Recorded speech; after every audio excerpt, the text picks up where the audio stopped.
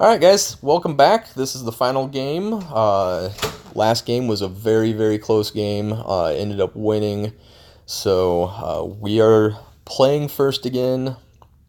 So I think we're going to stick with the courtiers to the side. Hungering Vampire. Actually, we might stagger them this time. Because he wants the Rip Tooths on the courtiers.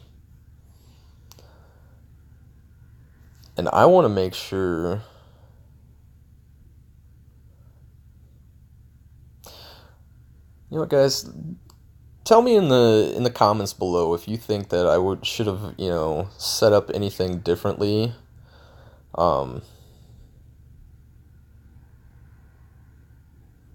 because he's gonna put both Rip Tooths on there, which is it's fine. Playing around Rip Tooth when they are playing two Rip Tooths, it's gonna be really hard to play around him. But we know where. Yeah, I should have definitely put at least one of the courtiers onto the war boss, but we'll see what happens. I mean, like I said, having two Rip Tooths is really hard to play around. Okay, that is nothing I want to play this turn. We are definitely drawing two.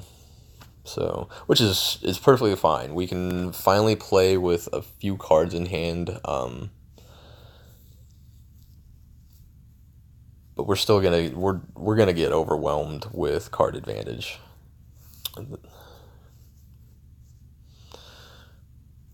Just the destruction is just so good about cheating the action system. Which I love how, with card games, you want to put rules in place and then you want your cards to break those rules. So it's cool to have cards like this Pouncing Wolf Rider that will break, a typical rule of only two actions per turn, you get an extra action. Playing around it is really been difficult to figure out for me though. Taking away those extra action is pretty important, which is why I play that Cursed Strike there, rotate Pouncing forward.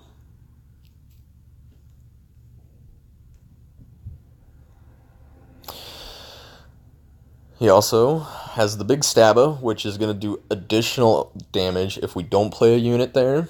So I think what we're going to do is go ahead and play our Feasting Vargeist there. If he's got a Deadly Chop, it's not as bad as when it's on Rip Tooth. So we'll see if he gets rid of it. If he doesn't, we get some extra actions and get rid of, a pretty decent dude. And there's the Deadly Chop, so... Which is good, him getting rid of it now.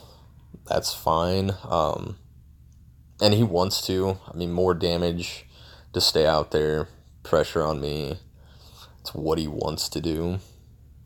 And knowing he's already used the Deadly Chop, I'm going to go ahead and play our Freakish on the corner here.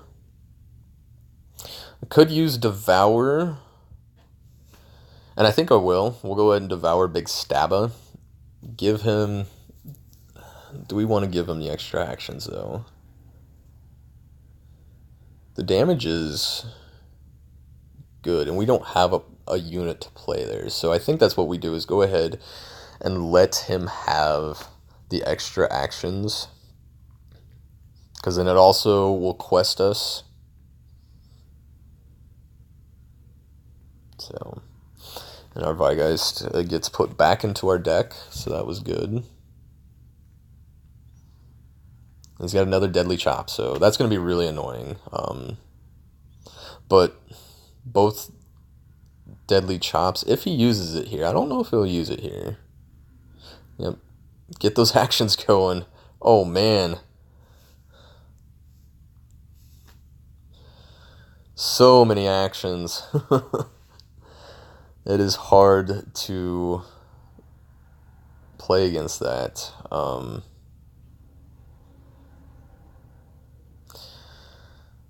Could play the Frightful Touch out, but I think he's gonna have the dudes anyways to play there. He's got 3 cards in hand, and he's just gonna draw a bunch of cards, I'll bet anyways. Fill up his hand, so it's a good time for us to fill up our hand. 4 actions. Ouch. Oh man. The advantage that they get is so ridiculous. He just got rid of one of our the Ravenous Crypt Ghoul. Feel the Blessing.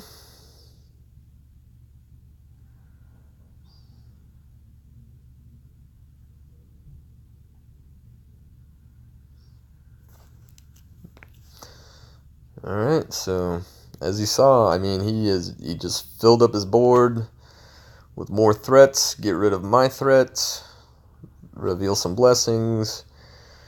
The amount of actions that he has taken compared to me is just, it's undeniably crazy. We're down to 6 and he's, wow. That's hurting. I mean, we're definitely losing this one here. So what to do to try and not lose too terribly bad? Taking 3 damage. All he's got to do is play a mosh pit. Play a couple dudes and he can do it. So our choice here is to... Man, I just don't think there's really any good choices. Play our vampire. I mean, I could... Let's go ahead and use... Well, I guess that was my... Oh, man, that was a mistake. Could have potentially revealed a blessing there. That was very, very silly mistake. But we'll go ahead and set up for next turn. I'm going to get rid of our tactical formation. If we survive next turn.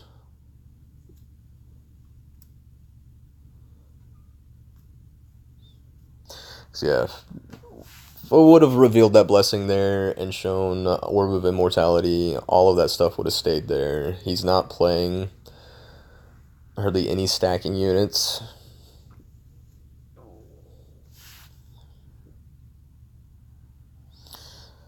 Brute smashes. Yep, puts us down to 3. Puts us down to 1. Yeah, we're not coming back from this. I mean, we'll show the blessing. Let's see what we get. He's at 24 though, and it is not looking good. Even revealing a blessing here, I don't think it matters. And it doesn't. Because the brutes... Well, the first one's going to do its damage. The second one's going to trigger Orb. So then with Orb, we gain 4 life. Puts us up to 5. The Might of Gork does 3. All he's got to do is 2.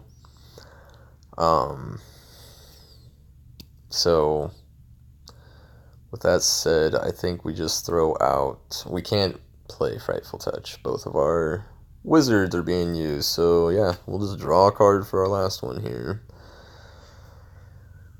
Good game, Crazy Koopa. Very good games.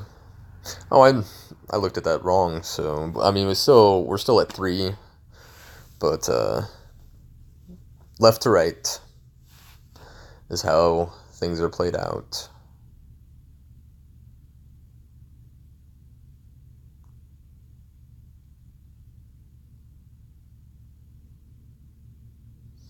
Deadly Chop. Reveal that blessing. Get some cards. Yep, there's Mosh Pit. Because the Deadly Chop. Yep,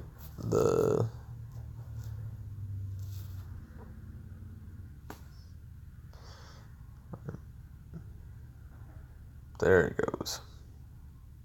Yep, good game. Good games. Crazy Koopa. Very good.